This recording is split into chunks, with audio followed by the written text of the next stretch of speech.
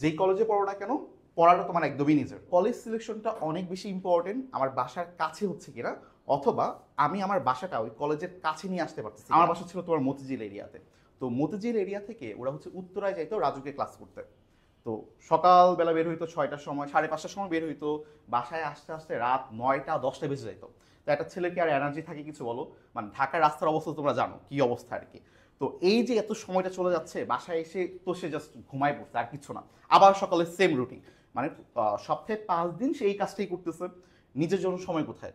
দেখা যায় শুক্র শনি হচ্ছে কোচিং থাকে, অনেক সময় অনেক পড়া থাকে, অথবা শুক্র শনি দেখা যায় এত টায়ার্ড থাকে প্রতি সপ্তাহে, পুরো শুক্র শনি হচ্ছে ঘুমাই কাটাই দিচ্ছে।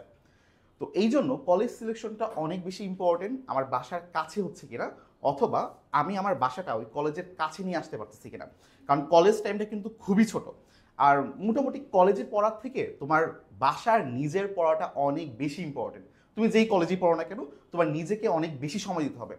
তো এই ভুলটা আসলে সবাই ভেঙে যায়, মনে করো 3 মাস, 3 মাস না অ্যাকচুয়ালি 1 সপ্তাহ যদি কেউ কলেজে যায়, তখনই সে বুঝে যায় যে কি করলাম এটা। এই মুহূর্তে তোমরা একটু রিল্যাক্সে আছো, তাই না?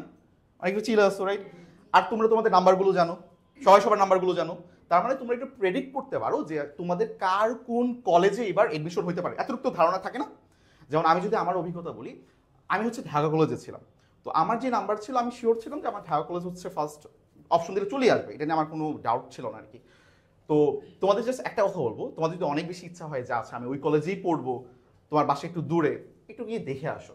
একটু গিয়ে হচ্ছে সকালবেলা বের হও, যে সময়টা আসলে অফিস টাইম, যেটা অ্যাকচুয়ালি তোমার কলেজের টাইম হবে, ওই সময়টা বের হও।